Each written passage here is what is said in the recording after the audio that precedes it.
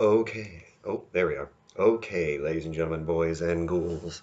Um, got the headset on here so it doesn't become super grating to be yelling at you guys. We got enough yelling going on around here now anyway.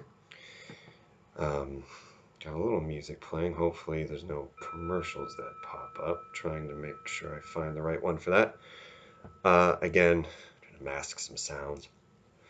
So what I'm going to do here is I'm going to do a sitting meditation. This one is going to be a little bit different than some of the other ones because we're going to kind of use some more visualization than some of the other ones that we've used before. And I kind of want to preface this.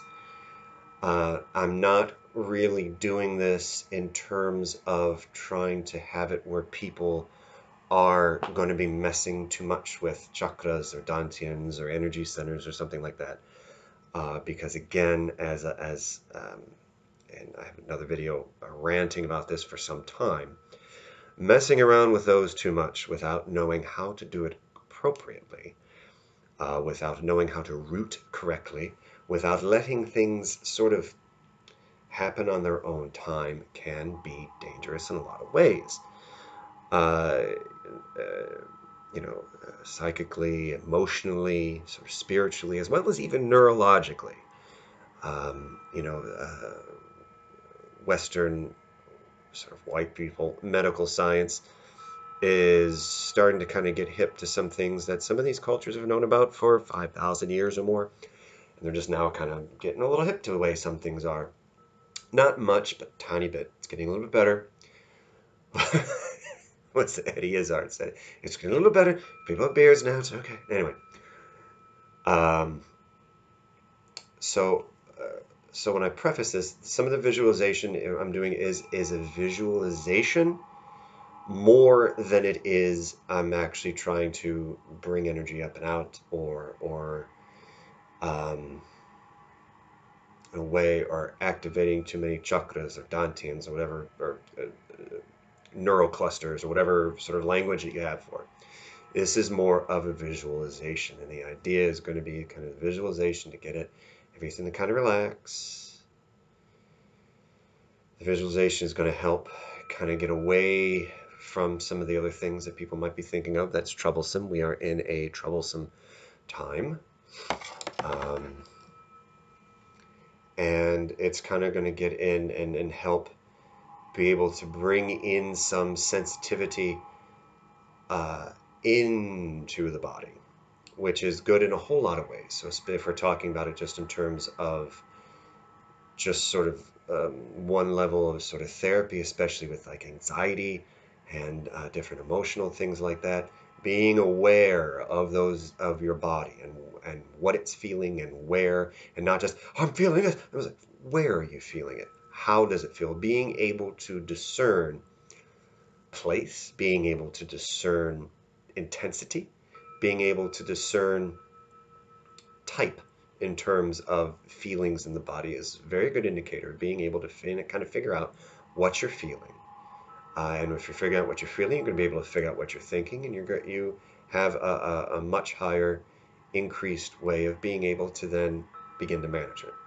Again, as someone with a lot of anxiety and panic disorders through his life, depression, and other sort of mood issues and struggles and things like that, it's been my experience and the experience of others that I've talked to and others that I've worked with in one stage or form or another that sort of sensitivity to things helps in a lot of ways. So it's going to be able to do that and also just kind of be able to get in and maybe even get in and do some deeper relaxation. So what we're going to do is we're going to start with just several just sort of deep breaths. So we're going to get in. So uh, it's better. It's better most of these, unless I'm specifically saying go ahead and lie down. It's better most of these to be sitting straight. So when I say sitting straight, we're going to have it where if you got a cushion and you're sitting cross-legged, you want your hips above your knees. So if you took your hips and you drew a straight line out from your hips, your knees are below it. We want the tailbone slightly tucked in. So the very crown of the head and the perineum, the bai hui and the hui yin, are nice and lined up. Shoulders also are going to be over the hips. And the shoulders aren't going to be pushed back like we're taught in men in America. Walk like this, chest. No. But it's also not sort of hunchback sort of thing either. We want a nice straight back, the shoulders slightly rounded, the head up and chin pulled in. Tongue behind the teeth, right at the roof of the mouth, right? The sort of teeth in the roof meet. So there's a lot of different things you can do with your hands. You can just right on the knee, right on the knees, just kind of fold it on your lap.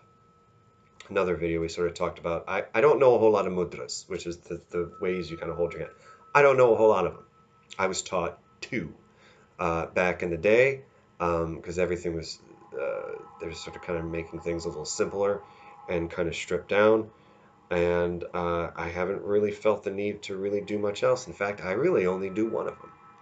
And I know that you're supposed to do one during one half of the year and the other during the other half of the year. I just really like the one.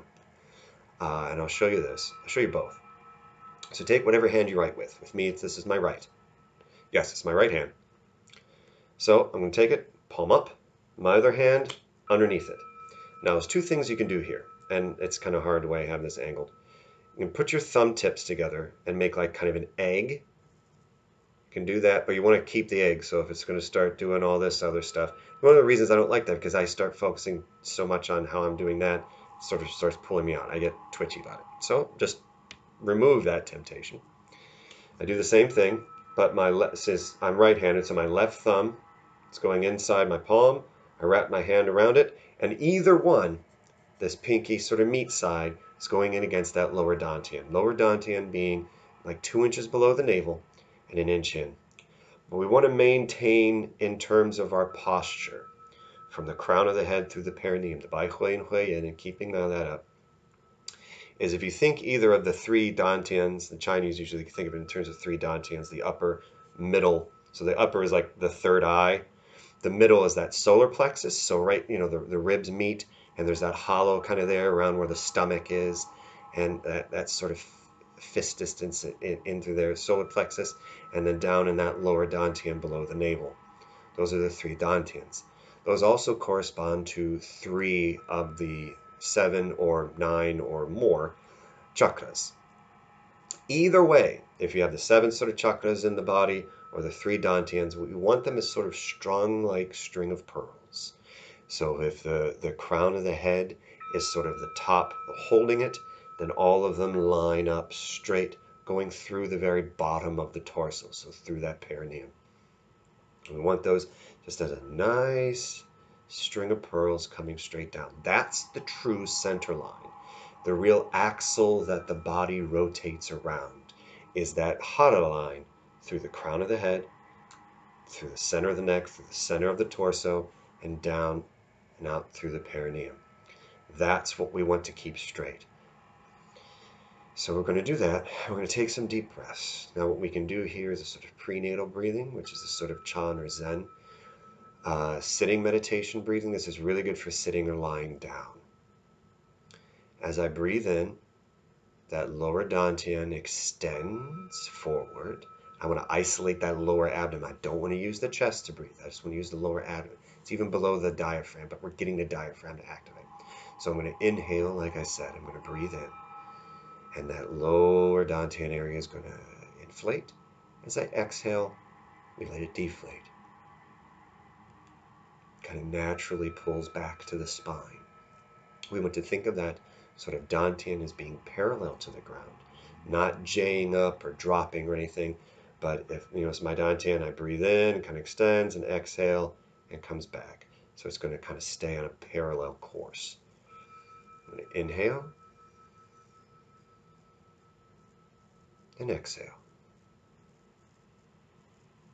So we try and make the inhale and the exhale as even as possible in terms of time. So if you inhale for 3, you exhale for 3. Same type of count. And try and breathe in and out through your nose. You don't really want to activate the mouth, especially with the tongue behind the teeth.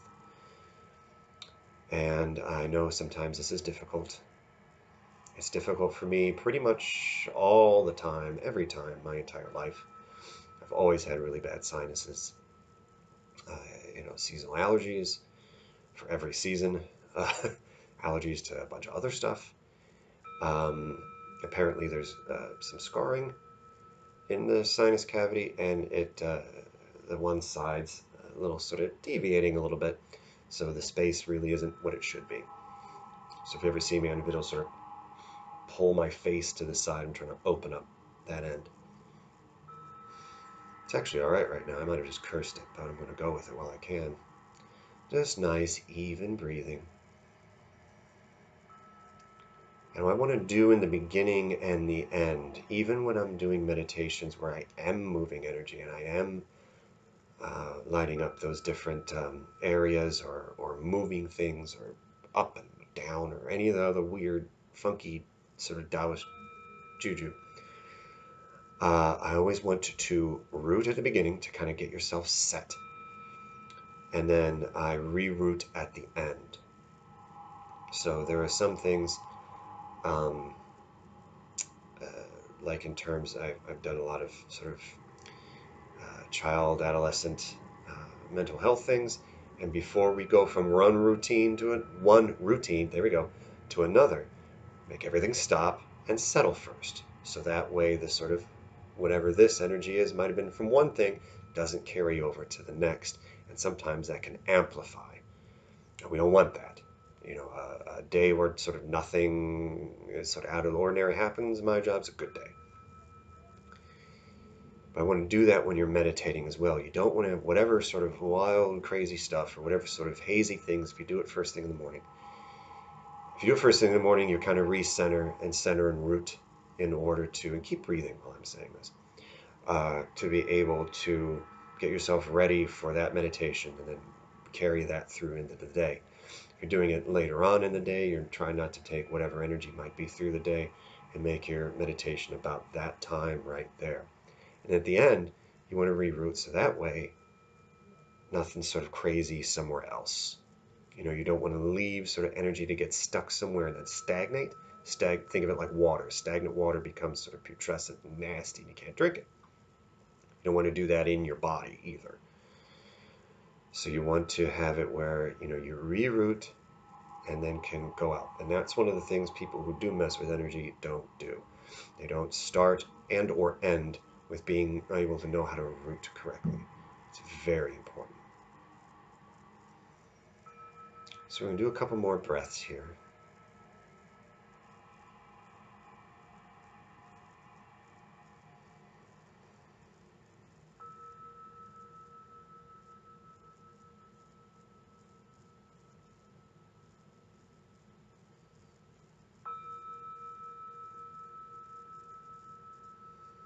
So now what I want to do, so I'm rooting in. I just want to give a real quick little sort of precursor relaxation.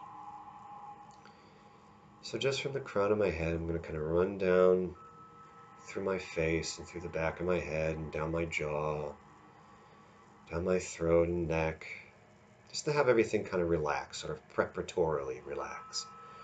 Down from the traps, trapezius muscles going from the neck to the shoulders and partway down the back, through the deltoids or the shoulders, down the biceps, triceps, and even into the bone, down through the elbows and forearms, into the wrists, in the palms and out the fingers. Just sort of get everything to kind of relax. Just kind of get everything to set up and relax. We're going to come down the chest,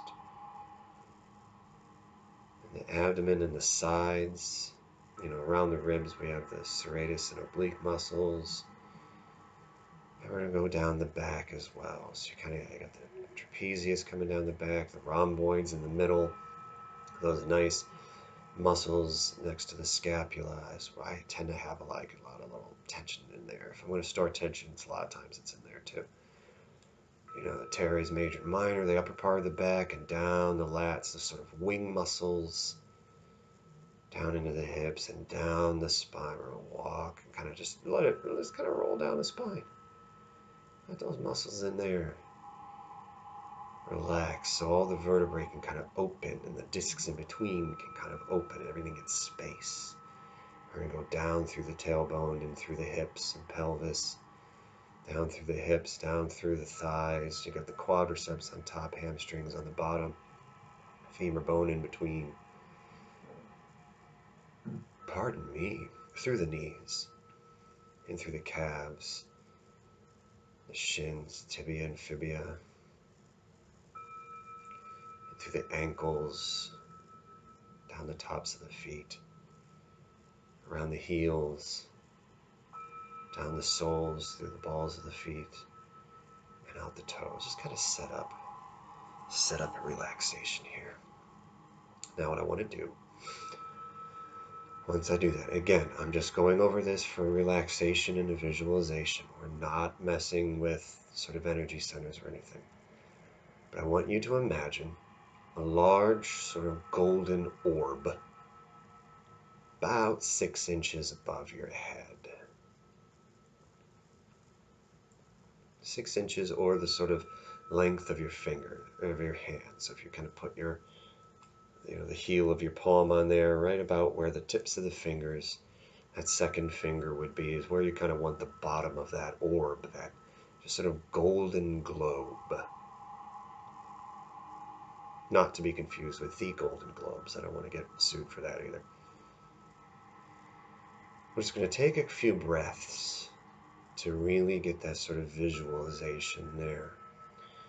If you start to feel something kind of there or anything, that's fine too.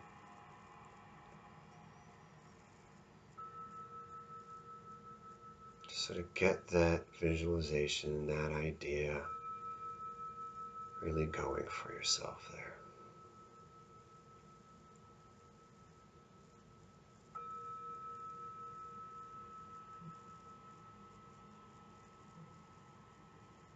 What we're going to do, as I try to avoid sneezing, is I want you to imagine almost like a stick or a straw extending from the bottom of that globe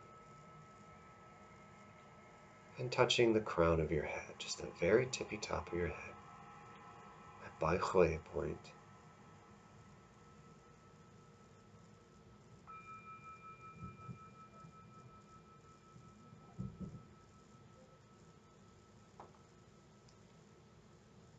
Now again, I'm sensitive to the fact that some people might have various sort of triggers about things going on. So this is where the visualization kind of be whatever you need it to be.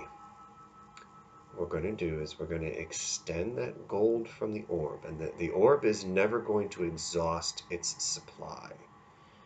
The size of the orb or the globe is going to stay the same size, but from it, down that stick, is going to be gold. Whatever substance you have that orb.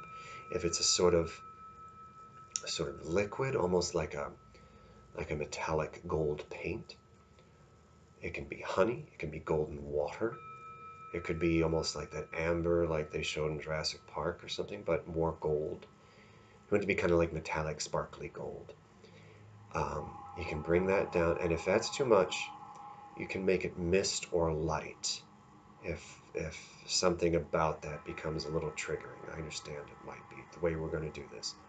And what we're going to do is, as that gold comes down and stick, it's going to start pouring on your head. But it's warm, and it's comforting.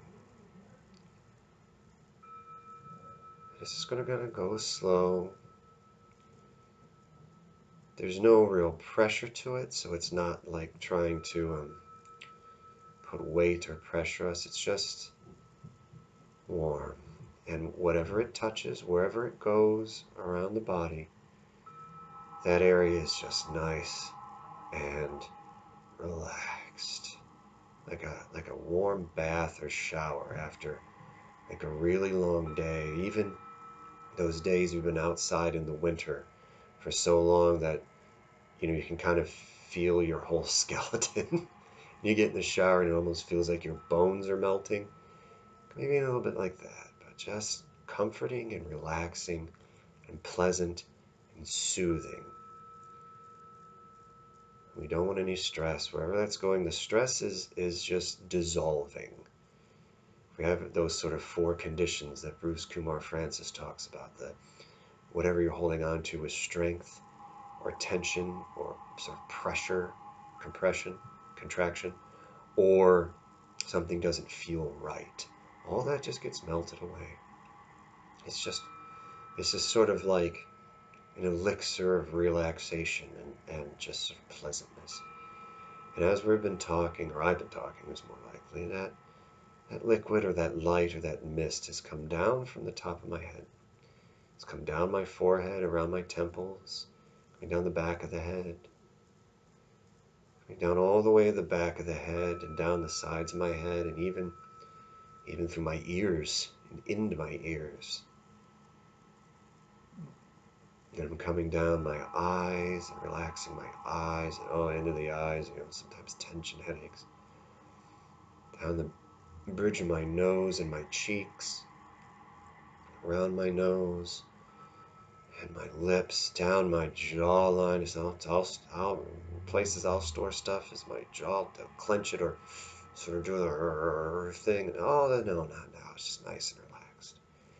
Even into the mouth, so the tongue, the roof of the mouth, just relaxed, just pleasant. And I'm coming down the throat too. Coming down under the chin, down the throat, down the back of the neck. So you can imagine that sort of you're shining with gold. Again, this is, whatever is going to be pleasant for you. I don't want anything to be like stressed out, or if there's any memories of bad something or other, we don't want that. So whatever is going to be pleasant and helpful for you. And now that gold is expanding and it's extending across those traps, going from the neck into the shoulders. Oh yeah, the shoulders, it feels good because my one is really kind of hurting right now. And that's just kind of relieving that off. Almost like putting Tiger Balm on it or that BioFreeze or something. Oh yeah, it's just kind of getting the blood flow in there and everything's nice and relaxed. I'm kind of under in that sort of armpit area and down the biceps and triceps of the upper arm. Down in through the elbows. We're just going to kind of follow the same thing as a sort of preparatory relaxation, and down in from the forearms into the wrists. And from the wrists into the hands, both the palms and the sort of backs of the hands, and in through the knuckles. And let them fill up the fingers, all the fingers, the thumbs and the fingers and the fingers and the fingers and fingers. Now we're going to come back up. And that gold, whatever that substance is for you, is now extending and expanding down the chest. Not only the sternum down the center, but the pectoral muscles, the upper sort of median and the lower down there, and getting in there. Where it attaches into the arm, again the rest of the armpit is expanding down. It continues to expand down. The serratus and the obliques, down the rib sides, right down the front of the abs that we sort of think about as abs. More right down all through that, past the belly button, down that sort of lower abdominal area and in around the hips. But wait, there's more, because we still have to do the back. We're going to pay a lot of attention for this going to the back, because for a lot of people, a lot of tension gets stored in various places, especially or lower. The back's got a lot of places that might need some work, and there's a lot of ins and outs and overlapping muscle and everything. So we want to take some time. What I'm going to do is I'm going to come down the sides first. From the traps, you got those teres, major and minor muscles, and that sort of that top part of those wings that kind of come out. We're just going to go slow over that. And the outside of the scapula or the shoulder blades. Just those sort of wing parts up there at the top, nice and slow over that. And we're going to come down. As we go past those, we go into the latissimus dorsi. Think like dorsal fins on fish or sharks. Most sharks are fish. And everything. And they're going to come down, those sort of real wing ones that plant all the way down in that lower back. We have the origin and insertion points of muscles, and it's going to kind of down insert the lower back. We're kind of taper down into the back. We're going to come back up. So we got like that. We're going to run down mostly around where the spine is. We're going to come down that center area now. And that center area's got a lot because those trapezius muscles are kind of layered on the outside, and the rhomboids are kind of underneath, going down through the mid-back. And all that stuff next to the scapula. Oh yeah, a lot of stuff gets in through there. So we're just gonna get that nice gold to go in there and start opening all that up. And we're gonna come down. Now if you start feeling any sort of weird feelings, it's usually because things are relaxing. And if we have places that store tension and things enough, we're going to start feeling the feelings that are creating that tension. And that's okay. If you need to pause for a minute and let something out, pause and let something out.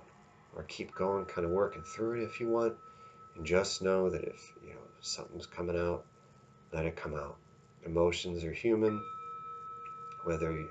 However you identify yourself as in terms of gender or anything else, you gotta have feelings and you gotta feel them. You gotta, stuff's gotta loosen up. It's gotta get out. And that's fine. That's necessary. We need it. We need that release. We need not to store things up. We need not to lock up. In like traditional Chinese medicine, the origins of dis-ease, whether it be physical or even psychological and things like that, are about things that are blocked. And all this tension and stuff is blocking things. And even if it's created by emotion and not like muscle work or anything, that's a block. We gotta let it go. Don't worry about finding the origin of it and the why of it. Just feel what you're gonna feel and let it go and keep going. Don't forget to get the spine in with that too. Those muscles around the sides. We're going to come down. We're now into that sort of lumbar area of the back, down that lower back area. And we're coming down through the tailbone. And that gold has our whole torso now. We're coming through the glutes and around where the hips are. And where the sort of thighs attach into the torso. And we're going to come down from that around the thighs, quadriceps on the top, hamstrings on the bottom. Oh yeah, and don't forget sort of the inner thighs and the outer thighs as well. I tend to get a lot of like big, crazy, like golf ball kind of knots on the sort of outside of my thighs, where like the quads wrap over and the hamstrings wrap in that sort of like little hollow between that. I get some nasty little guys in there sometimes. Just gonna let them out, let them go into the knees. We're gonna come down through the shins. Back around where the calves are, just right on down through those. There's Achilles tendons, and we're in through the ankles now too. And we're going to let that gold wash down the tops of the feet. And they're going to wash down around the heels, up through the soles of the feet, around the balls of the feet in that pad, and let them fill the toes.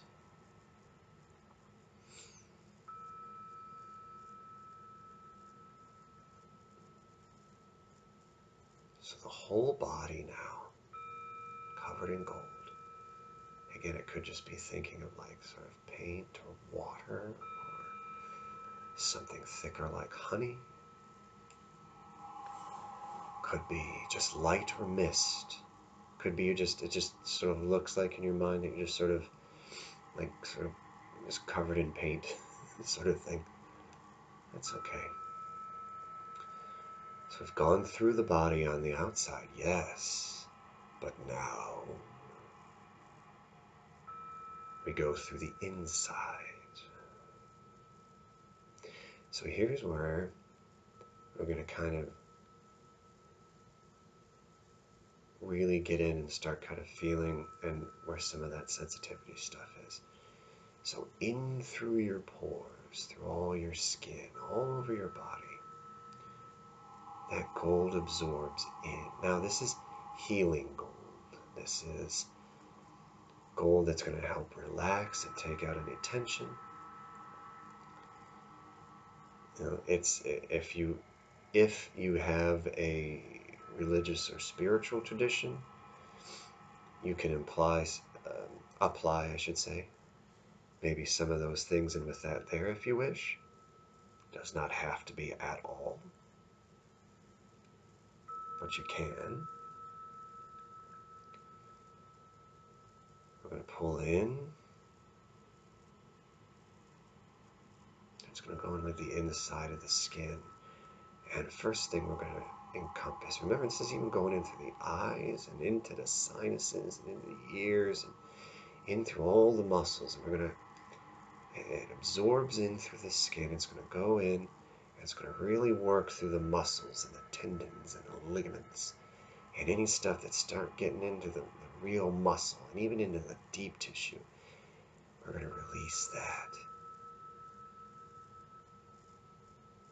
So through the whole body, breathe it in. And you can even use the inhale of your breath to set it up. And this is the pattern that I've found has worked for me more. And the exhale to bring it in more. You can use it the other way around where you inhale and pull it in. And maybe you exhale and that's where it settles. Or maybe you pull it in deeper on the exhale. You can do it for both too. Again, it's going to be whatever is going to be smoothest and easiest for you to work with. But we want to absorb it into the muscles and absorb it into the tendons and the ligaments and all the small sort of tissue that's in through there.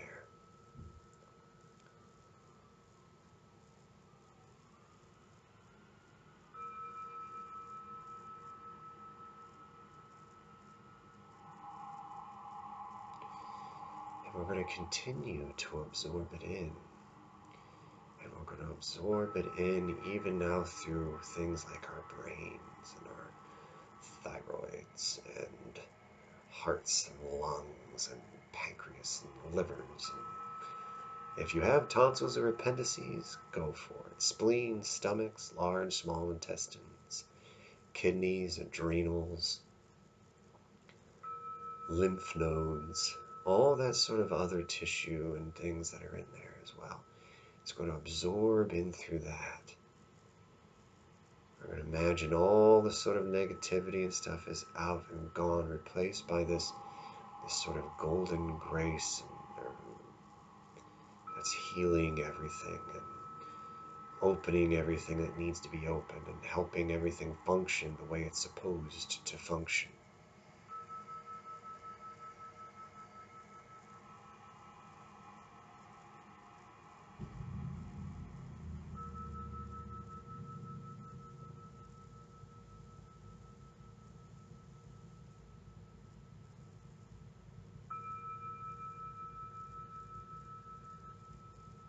Might feel a little tingling, a little buzzing.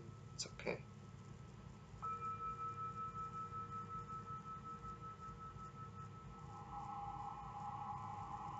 Feeling a little lightheaded, sometimes that's natural too, especially with the deep breathing and the relaxation. If you're feeling a little dizzy, then maybe pause and kind of get yourself kind of straighten up and then come back in if you want. I don't want to just sort of have anyone push through if they're not ready to push through. The last thing we're going to go into here, again using the breathing to help you, is we're going to settle into the bones. And as we settle into the bones, We're going to even absorb through the bone into the very marrow. That sort of grace light or that gold, whatever it is for you, as it absorbs in there, it's then going to get sort of circulated through the blood, because the marrow helps be able to, or creates blood.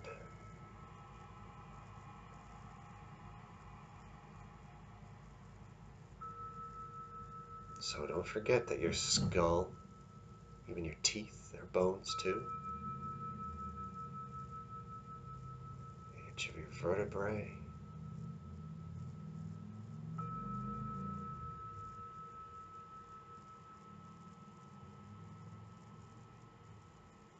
Scapula, clavicles. Clavicles are the collarbones there. The costal bone, ribs, xiphoid process at the bottom of the sternum. And all the sockets too. Like the ball and socket joints for the shoulders and the hips. Those hinge ones at the knees and the elbows. There's tons of little bones in the wrists. Tons of little bones in the ears too. Tons of little bones in the wrists, in the hands, all the bones of the fingers. The pelvis and the hips. The femur.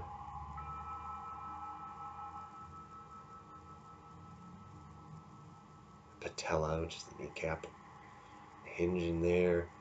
Then we have the radius and the ulna and the forearm, the tibia, the fibula, and the shins. Ankles and the feet are just like the hands and the wrists. Other way around. It's the wrists and ankles, hands and feet. That's kind of what I meant with that. And in there, they go onto the bones and into the bones, into the marrow. So the whole body, from the outside in, has received this wash, this gold, this thing that helps everything function to its very best of its abilities, helps all sort of things that are being held on to with strength, or something's tense or pressurized or compressed, or things just kind of a little not right. Any of that stuff is just, it's gone through that, it's released it. Your whole body has received that. We're going to breathe in again with that lower dante. We're going to start getting into that rerouting mindset as we're going into this last part before we finish. That lower dantian area, again, we've always wanted to have been breathing through there. We really want to refocus, stay and return the intent there in that lower ideal. That globe and that stick has receded. And we're all in the body now. All in that lower dantian, nice even breathing.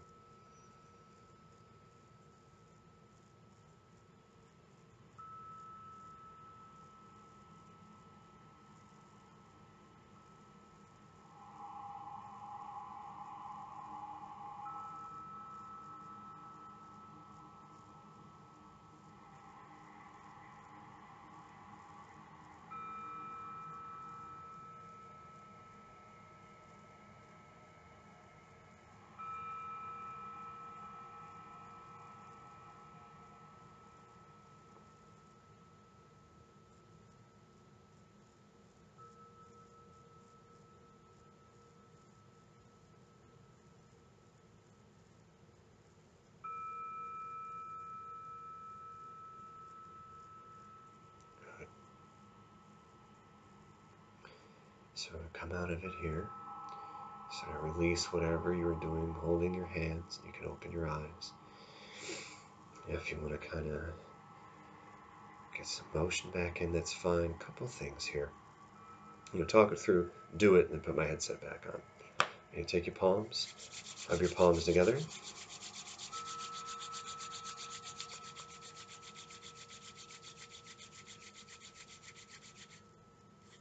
My cat is sleeping with her face just in the floor. So we're going to take our palms, we're going to touch our eyes with them, and we're going to rub up our head, back down, and past the jawline 3 times. I'm going to demonstrate after I just said it.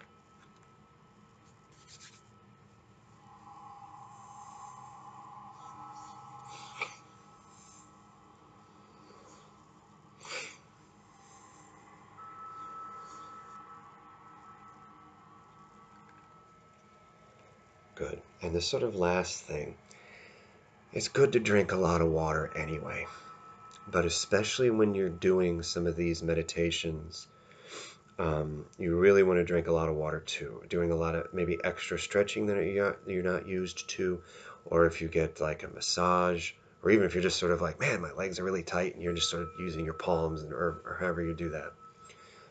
Just kind of getting some knots out of your legs or your arms or something like that yourself, or even just, kind of sort of self, just you want to drink a lot of water, because what happens is all this stuff gets like tense and held up in there, and things start building up a certain amount of toxicity in with that too.